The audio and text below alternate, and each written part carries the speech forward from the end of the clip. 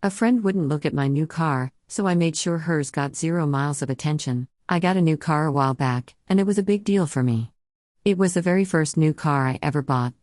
I'm almost 30, so it's not a big deal for most of my friends. My one friend, Marie, would always roll her eyes when I talked about my old car because it was so crappy and say, "Get a new car," as if it was as easy as that. So, after years of saving, I decided to buy a new car. Tariffs sped up my timeline because I was worried about paying extra. I was driving my sister/roommate all around because it was a new car. I was excited about it. So naturally, I offered to drive to Marie's house.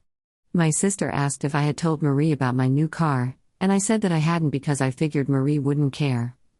I also knew it would hurt my feelings if she didn't care because that's what you do for friends. You check out their new car and applaud their success. I didn't want to find out if she cared or not because I knew it could get my feelings hurt. So my sister called Marie while we were driving over and told her that I bought a new car and to come check it out.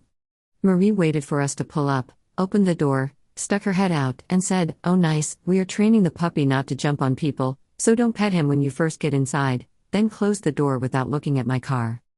My feelings were hurt, but I also knew that I was being sensitive. I also thought there would be no value in telling her that my feelings were hurt because I didn't want to have to sit through her saying, "Wow, nice," looking at my car when it would be so clearly forced. I figured that if she ever got another new car, I would just be petty and return the same energy. I also thought it would take years for her to get a new car because her current one wasn't paid off. Well, 2 months after I bought my car, Marie was hit by a drunk driver and totaled while sitting outside her house. Today, she offered to pick me up in her brand new car, bought less than a week ago, to go to a mutual friend's pool party. I got in without mentioning anything about the car. Whenever she mentioned the car at all, I ignored that particular topic and focused on something else. When we got to the pool party, the host came out to ooh and ah over the new car, but I just walked inside.